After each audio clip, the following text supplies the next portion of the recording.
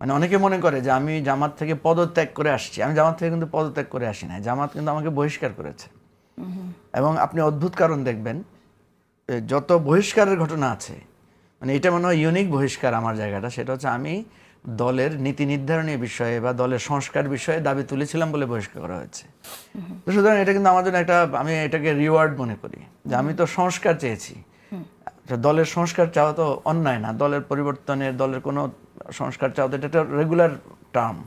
তো এটাতে আমি কিন্তু হ্যাপি, জামাত যখন আমাকে বহিষ্কার করেছে আমি এটা খুব সানন্দে মেনে নিয়েছি।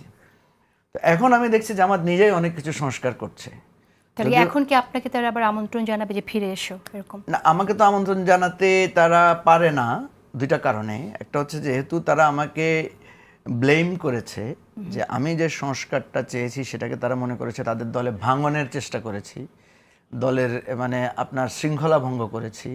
সুতরাং তারা যদি আমাকে আমন্ত্রণ জানায় তাহলে তো তাদেরকে অনেক কথা বলতে হবে, যে আপনি হয়তো যেটা বলেছিলেন সেটাই সঠিক, বা আপনি তখন যে সংস্কারের কথা বলেছিলেন সেটা আমরা বুঝতে পারি না, এখন বুঝতে পারি। তাহলে তো অনেক গল্প তাদেরকে বলতে হবে, অনেক কিছু বলতে হবে।